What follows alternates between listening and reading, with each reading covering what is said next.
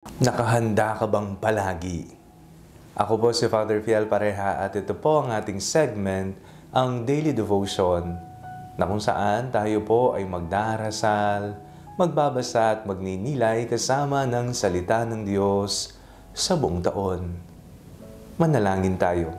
Sa ngalan ng Ama, ng Anak at ng Espiritu Santo. Amen. Halina, banal na Espiritu, liwanagan mo ang aming puso at isip, nang maunawaan at may sa buhay namin ang iyong salita. Amen.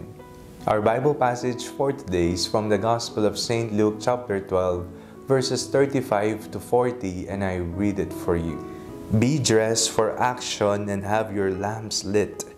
Be like those who are waiting for their master to return from the wedding banquet, so that they may open the door for him as soon as he comes and knocks. Blessed are those slaves whom the master finds alert when he comes. Truly, I tell you, he will fasten his belt and have them sit down to eat, and he will come and serve them. If he comes during the middle of the night or near dawn and finds them so, blessed are those slaves. But know this, if the owner of the house had known at what hour the thief was coming, he would not have let his house be broken into. You also must be ready, for the Son of Man is coming at an unexpected hour. Palaging maging handa. Ito po ang buod ng ating binasa ngayong araw na ito. Kahandaan sa pagdating ng Panginoon sa ating buhay. Kailan nga ba ang second coming? Walang nakakaalam, ni hindi natin alam. Marami nang nagtangkang mag-project kung kailan ang end of times, kung kailan darating ang anak ng Diyos, kung kailan magugunaw ang mundo.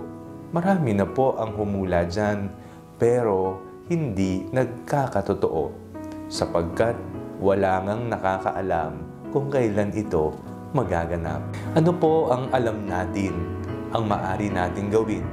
Ito po ay ang maghandang palagi. Ang araw-araw nating pamumuhay ay isang paghahanda sa isang bagay na hindi natin alam kung kailan magaganap. Maganda po tayo sa pamamagitan ng paggawa ng tama. Maganda po tayo sa pamamagitan ng malalim na pananampalataya. Maghanda po tayo sa pamamagitan ng pagkakaroon ng asal na kasiyasiya sa harapan ng Panginoon. Ito po ang mga paghahanda na maaari nating gawin habang tayo ay nabubuhay. Oo, hindi natin alam, manghuhula man tayo kung kailan, pero wala talagang nakakaalam. Isa lamang po ang alam natin, ito ay ang maghanda. Ginamit po ang halimbawa ng isang magnanakaw sa gabi.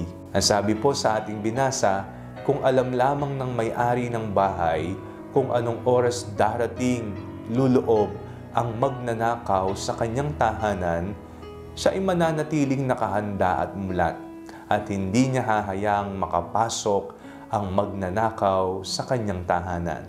Ganon din po sana yung pagkamulat, paghahanda, na hindi mo hahayaang dumapo ang kasalanan sa iyo o gumawa ng kasamaan o kaya na may mapalayo sa ating Panginoon. Hindi mo bibigyan ng pagkakataon ng demonyo upang siya ay makatungtong sa iyong buhay. Laging maghanda, maganda sa pamamagitan ng pang-araw-araw nating pamumuhay. Manalangin tayo. Panginoong Jesucristo, bigyan niyo po kami ng mga biyayang aming kinakailangan upang manatili kaming nakahanda sa iyong pagdating sa aming buhay. Amen. Sa ngalan ng Ama, ng Anak at ng Espiritu Santo. Amen. Huwag po ninyong kalimutang i-like ang video ito, mag-comment po kayo and share it with your family and friends. Ang Panalangin Bago Matulog ay may sariling Facebook page na po.